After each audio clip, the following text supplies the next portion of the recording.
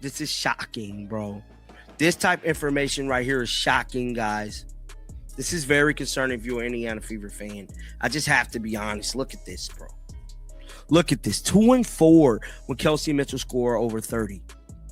They only lost one game when Caitlin Clark scores over 30. But in order for Caitlin to even get the score over 30, she got to get in rhythm. And the way Kelsey Mitchell and Stephanie White is running everything, Caitlin can't get in rhythm. Yesterday, she was forcing shots. She was all out of sync. It looked bad. Horrible to watch. That is the number that changes this entire conversation. The question is not whether Kelsey Mitchell can score. She clearly can. The question is what happens to Indiana's offense when her scoring explodes, and why the result appears so different when Caitlin Clark is the one having the huge night. Shout out to Coach Anderson. Said interesting. So when Kelsey Mitchell scored over 30, we are 2-4 as a team. And when Caitlin does it, we are 3-1.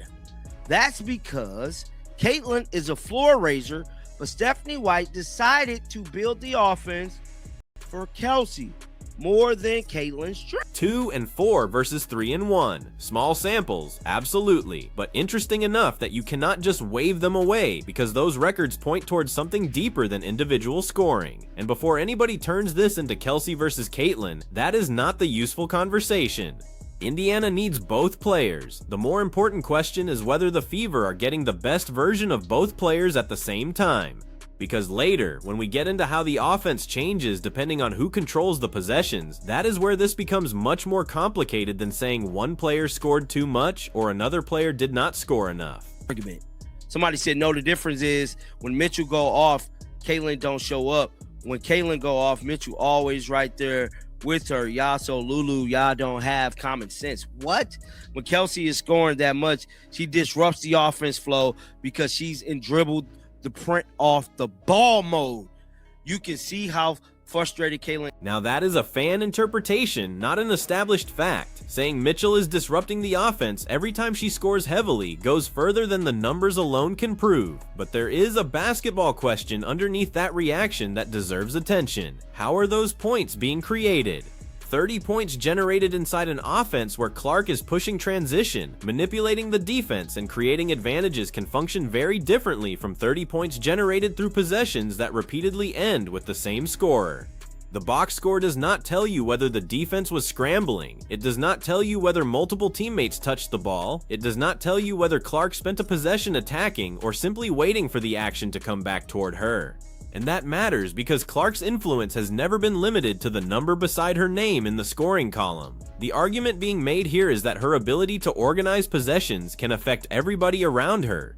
That is why looking only at Mitchell's 30-point total can miss the actual issue. The question is whether Indiana's offense becomes more dangerous as Mitchell gets hotter, or whether it becomes easier to predict. Those are two very different things.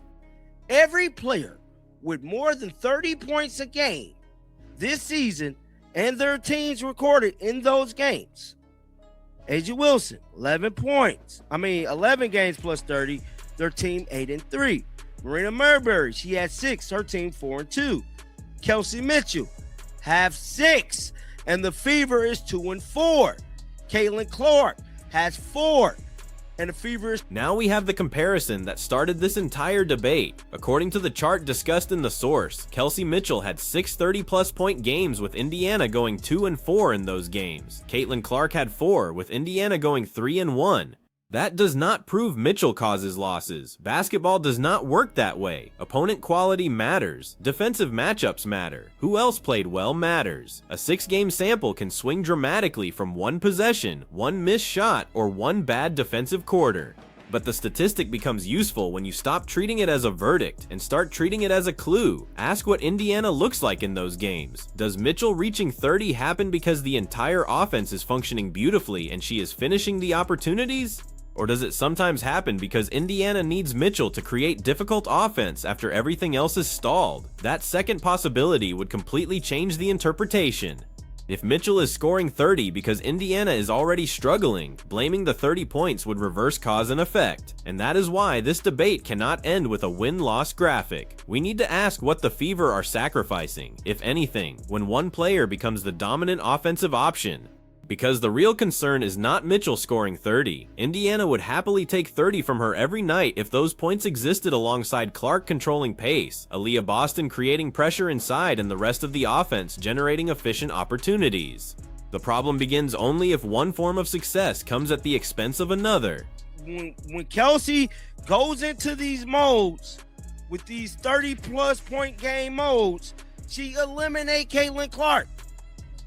Caitlin Clark is a rhythmatic player. She cannot score if she do not get in rhythm.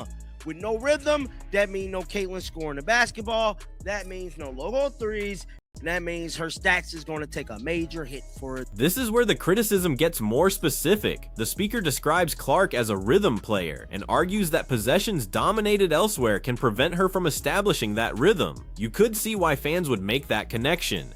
Clark is at her most threatening when defenses have to process multiple decisions in a short amount of time. Is she pulling up? Is she attacking the screen? Is the ball going to the roller? Is she firing it ahead in transition? The danger is uncertainty.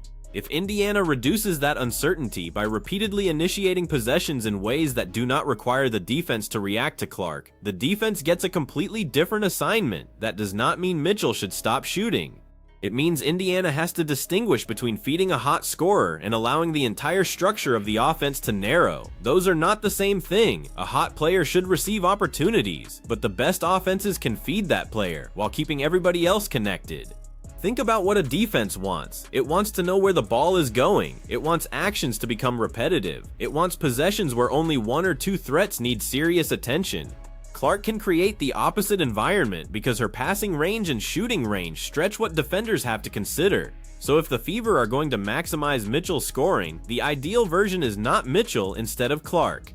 It is Mitchell because of Clark, Clark because of Mitchell, and Boston forcing defenses to choose which problem they are willing to live with. That is the version Indiana should be chasing. Diggs.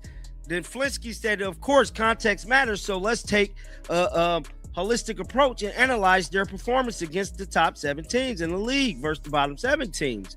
One player is consistent regardless of the opponent, and one player has a significant drop. We'll let you pick. And now we get a counter argument that the original commentary itself recognizes. The opponent splits being discussed suggest Mitchell may be more consistent regardless of the quality of the opponent, while Clark's production changes more significantly between stronger and weaker teams. That matters because it prevents this from becoming a one-sided case against Mitchell. If one player can maintain her scoring against difficult opponents, that has enormous value. Playoff basketball eventually forces teams into ugly possessions. Your first action gets stopped. Transition disappears. Defenses know the scouting report. Somebody has to manufacture a shot anyway. Mitchell can be incredibly valuable in exactly that environment. So the solution cannot be to turn a dangerous scorer into a passive spectator just to preserve an idealized version of the offense. The coaching challenge is harder than that. Indiana needs Mitchell's ability to create difficult points without allowing difficult shot creation to become the default identity of the team. There is a difference between having an emergency option and building every possession around the emergency option. That is why the strongest version of this criticism is not Kelsey scores too much. It is, can Indiana preserve its most dynamic offensive structure while still maximizing Kelsey's scoring talent? That is a legitimate tactical question, and it brings us directly to the person who has to solve it. Somebody said you will not convince people no matter how true it is.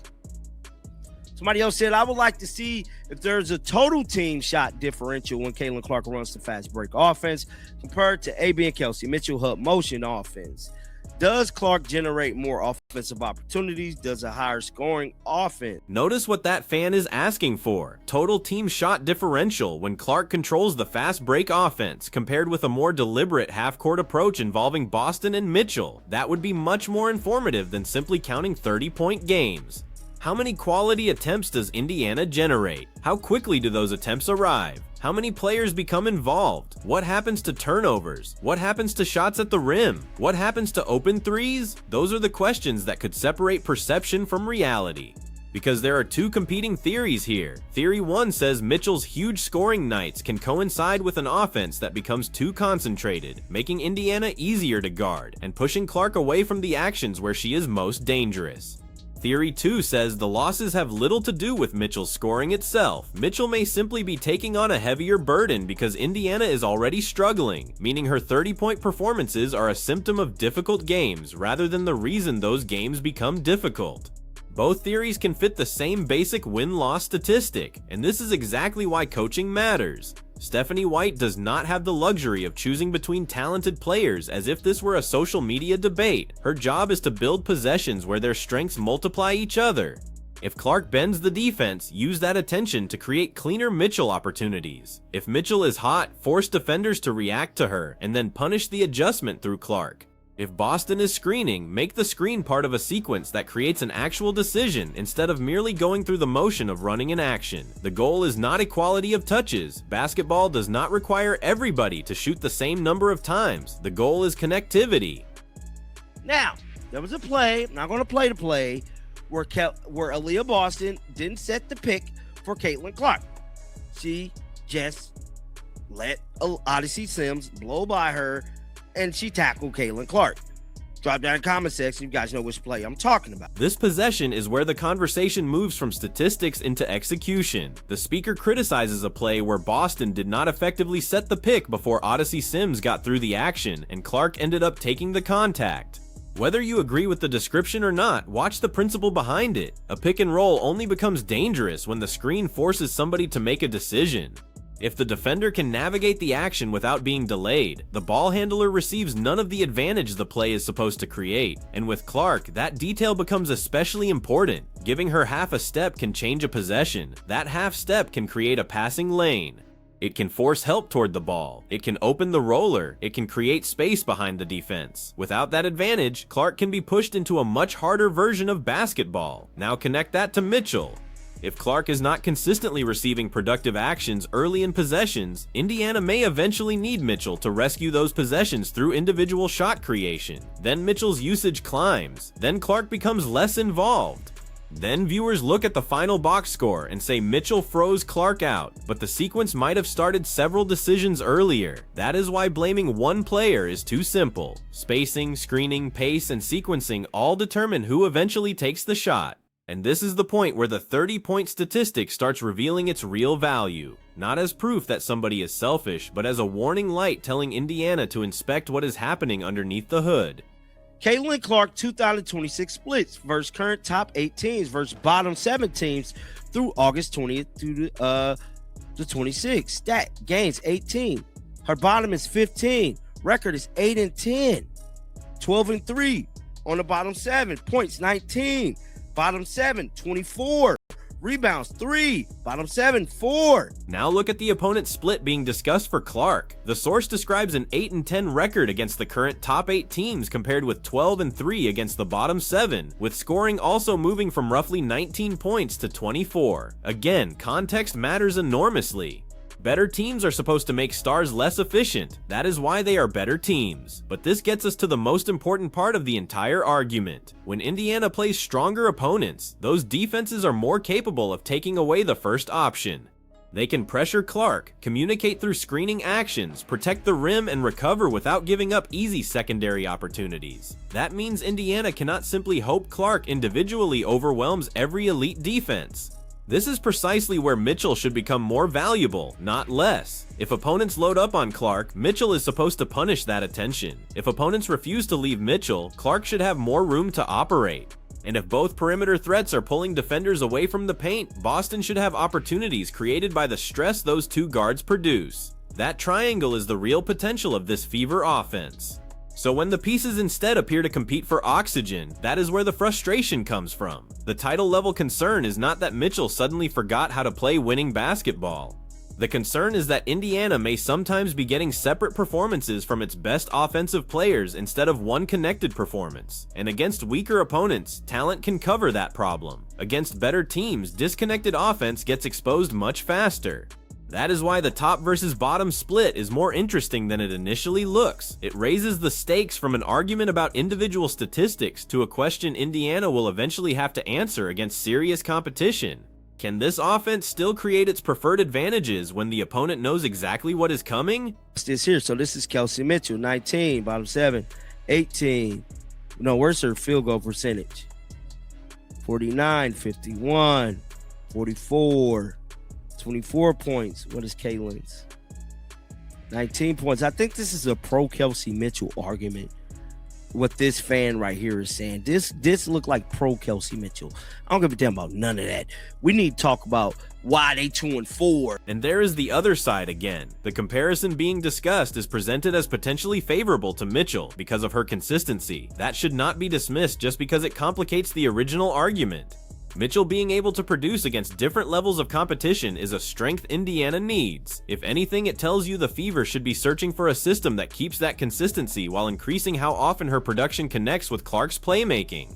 Because a scorer like Mitchell can distort a defense in her own way. If she is attacking decisively, defenders cannot simply sell out toward Clark. If Mitchell is hitting shots, help defenders hesitate. Rotations become later, closeouts become more aggressive.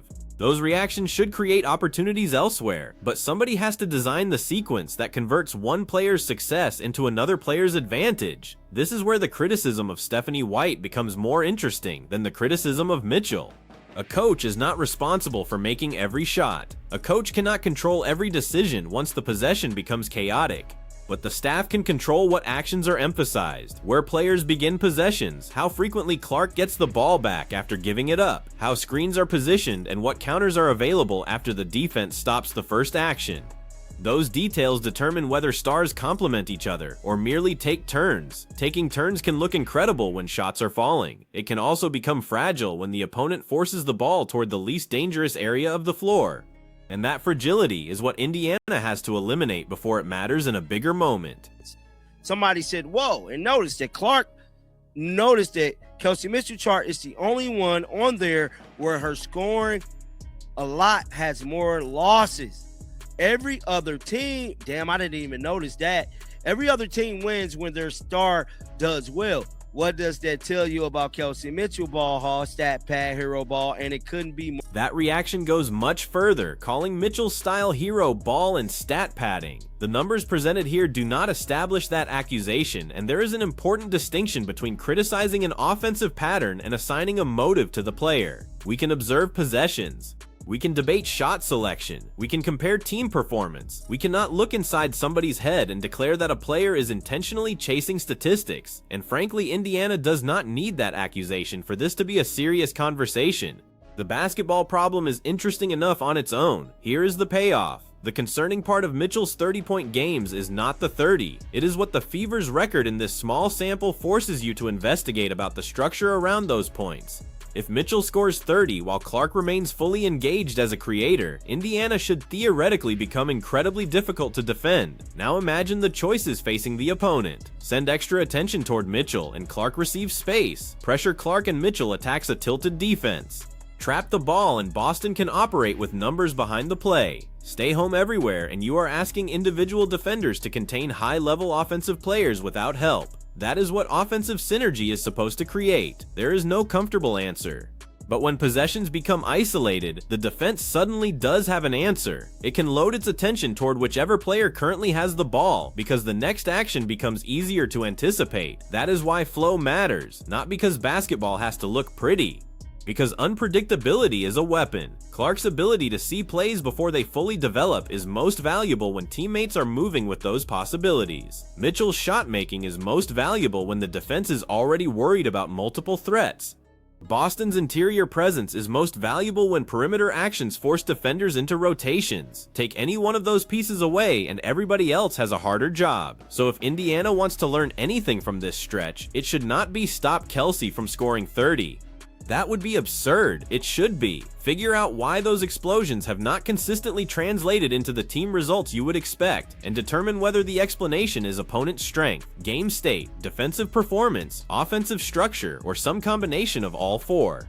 That is a much more serious analysis than turning teammates into enemies.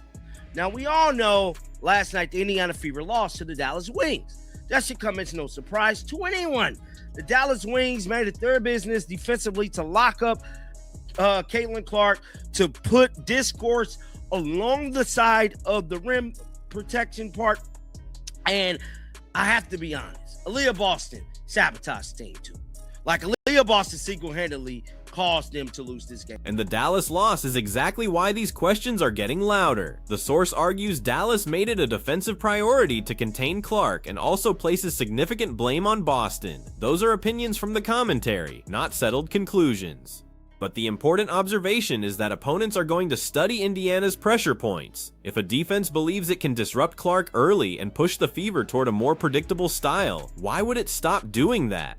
This is what happens when a team becomes important enough to receive serious attention. Opponents build specific plans, they test your counters, they identify which actions you dislike and force you to run them repeatedly. The response cannot simply be asking Clark to make harder shots. It cannot simply be asking Mitchell to score 35, and it cannot simply be asking Boston to overpower everybody inside. Indiana needs answers that connect those players. That might mean getting Clark into action earlier before the defense is completely set. It might mean using Mitchell's movement to occupy defenders away from the initial action. It might mean screening differently, so Boston creates genuine separation. It might mean making the second action of a possession just as dangerous as the first. Whatever the exact solution is, the philosophy is clear. Do not allow the defense to decide which Fever star disappears. Because if Dallas or any other opponent can consistently choose, tonight we are taking Clark out of the flow and living with everything else. Indiana has to make that choice hurt, and Mitchell should be one of the biggest reasons it hurts. That is why framing her as the enemy misses the opportunity. Her scoring can be the counterpunch that protects Clark from aggressive defensive attention. The challenge is making sure that counterpunch eventually brings the offense back around instead of turning into a completely separate attack. That distinction could decide whether these performances remain impressive box score nights or become the foundation of something much harder to stop. Look at this, 2-4 when Kelsey and Mitchell score over 30. They only lost one game when Caitlin Clark scores over 30. But in order for Caitlin to even get the score over 30, she got to get in rhythm. And the way Kelsey Mitchell and Stephanie White is running everything, Caitlin can't get in rhythm. Yesterday, she was forcing shots. She was all out of sync. It looked bad. Horrible to watch. Get down in the comments section. Let me know y'all thoughts about this. Keep them bills on. Till next time, man. Shake the damn haters off my... So now you have the entire argument. There is a striking record difference in the sample presented. There are legitimate questions about offensive rhythm. There are fan accusations that go beyond what the available evidence can prove. There is also a real counter-argument that Mitchell's scoring consistency is exactly what Indiana needs when stronger defenses make life difficult for Clark. All of those things can be true at once. The mistake would be reducing this to choosing which player deserves the ball. Indiana should want Clark aggressive. Indiana should want Mitchell aggressive. Indiana should want Boston involved. The challenge is making those three things happen inside the same possession structure, instead of alternating between them depending on who happens to be hot. Because the ceiling of this team is not Kelsey Mitchell scoring 30 by herself. It is not Caitlin Clark scoring 30 by herself either. The ceiling is reaching a point where a defense cannot take one option away without immediately creating an even worse problem somewhere else. That is when star talent becomes a system, and that is ultimately why the 2-4 number matters, despite the sample being limited. It gives Indiana something worth examining. If there is a structural reason those scoring explosions have not translated into more wins, fix it. If deeper film and context show that the losses were caused by completely different factors, then stop blaming the scorer for doing her job, but do the work, because once the games become more important, there is no room for an offense that needs one star to disappear for another one to dominate. So I want you to choose. When Mitchell has these massive scoring nights and Indiana struggles, are you seeing a Kelsey Mitchell problem, a Stephanie White system problem, or are fans reading way too much into a tiny win-loss sample? Drop your answer in the comments, and if you want more Fever breakdowns that separate what the numbers actually show from what people are claiming they show, like the video and subscribe.